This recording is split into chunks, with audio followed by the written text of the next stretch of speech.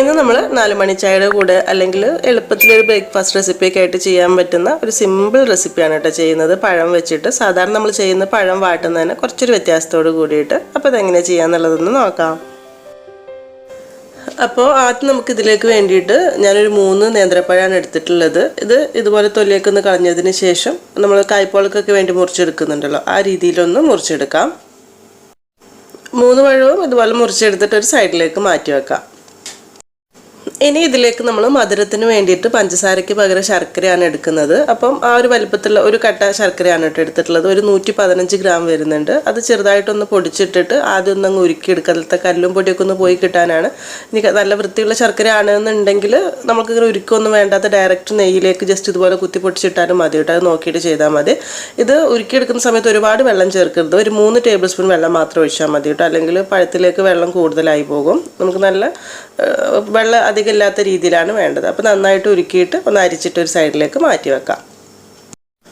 അടുത്തതിന് പഴം വാട്ടാനുള്ള പാൻ ചൂടാക്കിയിട്ട് ഒരു 2-3 ടേബിൾ സ്പൂൺ നെയ്യ് ഒഴിച്ചു കൊടുക്കുക. ഇതിലേക്ക് കുറച്ച് കാഷ്യൂ ഇട്ട് കൊടുക്കുക. ഇതുപോലെ ചെറുതായിട്ട് മുറിച്ചിട്ട് കുറച്ച് കൂടുതലായാലും കുഴപ്പമൊന്നുമില്ല. 2-3 ടേബിൾ സ്പൂണൊക്കെ ഉണ്ടായിക്കോട്ടെ. ഇടയ്ക്ക് കടിക്കാനായിട്ട് നല്ല ടേസ്റ്റ് ഉണ്ടാവും. ഒന്നങ്ങ് വറുത്തെടുക്കാം. കാഷ്യൂ അത്യാവശ്യം ഒന്ന് വറവായി വരുന്ന സമയത്ത് കുറച്ച് മുന്തിരിയും കൂടെ ഇട്ട് കൊടുക്കുന്നുണ്ട്. ഇതിലേക്ക് 2-3 ടേബിൾ സ്പൂൺ ഇട്ട് കൊടുക്കാം. എന്നിട്ട് ഇതൊരു സൈഡിലേക്ക് അങ്ങ് മാറ്റി വെക്കാം. അടുത്തത് നമ്മൾ ഈ നെയ്യിലേക്ക് തന്നെ 1 കപ്പ് തേങ്ങ ചിരവിയതാണ് ഇട്ട് കൊടുക്കുന്നത്. അത് ഒന്നങ്ങ് ചൂടാക്കി എടുക്കുക. ഒരുപാട് നേരം വറുത്തെടുക്കേണ്ട ആവശ്യമൊന്നുമില്ല. ഇതിലേക്ക് ഈ സമയത്ത് നമ്മൾ ആദ്യം ഉരുക്കി മാറ്റി വെച്ചിട്ടുള്ള ശർക്കരപ്പാനി ഉണ്ടല്ലോ, അതങ്ങ് ഒഴിച്ചു കൊടുക്കാം.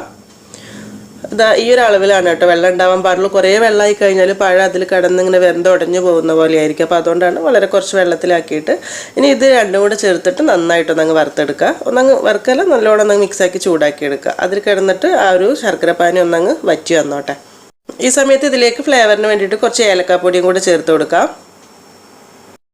ഇത് കുറേ സമയം ഇങ്ങനെ വറുത്തെടുക്കേണ്ട ആവശ്യമൊന്നുമില്ല. പെട്ടെന്ന് തന്നെ ഇതിലേക്ക് നമ്മൾ ആദ്യം മുറിച്ച് വെച്ചിട്ടുള്ള പഴം ഉണ്ടല്ലോ, അത് ഇട്ട് കൊടുക്കുക. പഴം കൂടെ ഇട്ട് കഴിഞ്ഞതിന് ശേഷം കുറച്ച് സമയം എടുത്തിട്ട് നന്നായിട്ട് വഴറ്റി വേവിച്ച് വാട്ടിയെടുക്കുന്ന രീതിയിലേക്ക് ആക്കിയെടുത്താൽ മതി. അപ്പോൾ പഴത്തിലേക്കും മൊത്തത്തിൽ ആ തേങ്ങയും ശർക്കരയും എല്ലാം കൂടെ നന്നായിട്ട് പിടിച്ച് ഡ്രൈ ആയിട്ട് കറക്റ്റായിട്ട് കിട്ടിക്കോളും. ഒരു മീഡിയം ഫ്ലെയിമിലിട്ട് നന്നായിട്ട് മിക്സാക്കി വഴറ്റിയെടുക്കാം. പഴത്തിൻ്റെ പഴുപ്പ് അനുസരിച്ചിട്ടായിരിക്കും കേട്ടോ അതിൻ്റെ ഒരു വേവ് ഉണ്ടാവുക. ഇത്തിരി എടുത്ത് കഴിച്ചു നോക്കുമ്പോൾ നമുക്ക് മനസ്സിലാവും പാകത്തിനായിട്ടുണ്ടോ എന്നുള്ളത്. ഇപ്പോൾ കണ്ടോ ആ ഒരു ശർക്കരപ്പാനിയൊക്കെ നല്ല ഡ്രൈ ആയിട്ട് കറക്റ്റായിട്ട് തേങ്ങയൊക്കെ ആയിട്ട് പിടിച്ച് വന്നിട്ടുണ്ട്. ഇനി ഈ സമയത്ത് നമുക്ക് ഇതിലേക്ക് ലാസ്റ്റ് 2 മുട്ട പൊട്ടിച്ച് വയ്ക്കണം. അപ്പം ഈ ഒരു പഴം ഒരു സൈഡിലേക്ക് അങ്ങ് മാറ്റി വെക്കുക. എന്നിട്ട് ഒരു ബൗളിലേക്ക് 2 മുട്ട പൊട്ടിച്ചെടുത്തിട്ടുണ്ട്. ഇതിലേക്ക് മധുരം ഇടേണ്ട ആവശ്യമൊന്നുമില്ല. ആ ശർക്കരയുടെ മധുരം തന്നെ ഉണ്ടാവും. പിന്നെ ഞാൻ കുറച്ചൊരു ഫ്ലേവറിന് വേണ്ടി ഒരു ഇത്തിരി ഏലക്കപ്പൊടി കൂടി ചേർത്ത് കൊടുക്കുന്നുണ്ട് കേട്ടോ. നോക്കിയിട്ട് ഇട്ടാൽ മതി.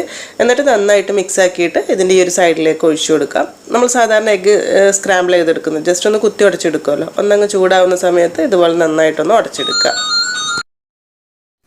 ഇതുപോലെ നന്നായിട്ടൊന്ന് കുത്തി ഉടച്ചെടുത്തതിന് ശേഷം ഇനി പഴമായിട്ട് അങ്ങ് മിക്സ് ചെയ്തെടുത്താൽ മാത്രം മതി. അപ്പോൾ ആ സമയത്ത് നമ്മൾ ആദ്യം വറുത്ത് മാറ്റി വെച്ചിട്ടുള്ള കാഷ്യൂം കാര്യങ്ങളുണ്ടല്ലോ, അതുകൂടെ ചേർത്തിട്ട് വേണം മിക്സ് ആക്കി എടുക്കാൻ. ചെറിയ തീയിലിട്ടിട്ട് നന്നായിട്ടൊന്ന് മിക്സ് ആക്കി എടുക്കുക.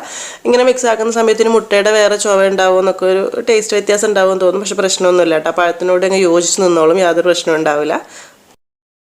അപ്പോൾ ഇതുപോലെ എല്ലാം കൂടെ നന്നായിട്ടൊന്ന് മിക്സാക്കി നല്ലോണം ഒന്ന് ചൂടാക്കി എടുത്തു കഴിഞ്ഞാൽ നമ്മളെ സംഭവം റെഡി ആയിട്ടോ. അപ്പോൾ നല്ല ചൂടോടുകൂടി തന്നെ ചായയുടെ കൂടെയൊക്കെ കഴിക്കാം. പിന്നെ ഞാൻ വെറുതെ ഒരു ഭംഗിക്ക് വേണ്ടി നമ്മൾ പുട്ടിൻ്റെ മോൾഡിൽ വെറുതെ ഒന്ന് കൊട്ടിയെടുത്തതാണ് കേട്ടോ. ഗസ്റ്റൊക്കെ ഉണ്ടാകുന്ന സമയത്ത് വേണമെങ്കിൽ ഭംഗിക്ക് ഇങ്ങനെയൊക്കെ സെർവ് ചെയ്യാം. അപ്പോൾ വളരെ സിമ്പിളായിട്ടുള്ളൊരു സ്നാക്സ് അത്രയേ ഉള്ളൂ. നിങ്ങൾക്ക് ഇഷ്ടമായി എന്ന് വിചാരിക്കുന്നു. എപ്പോഴെങ്കിലുമൊക്കെ ചെയ്ത് നോക്കുന്നുണ്ടെങ്കിൽ ഫീഡ്ബാക്കൊക്കെ അറിയിക്കുക. അപ്പോൾ ഇനി എന്തായാലും നല്ല റെസിപ്പിയായിട്ട് പുതിയ വീഡിയോയിൽ കാണാം. താങ്ക്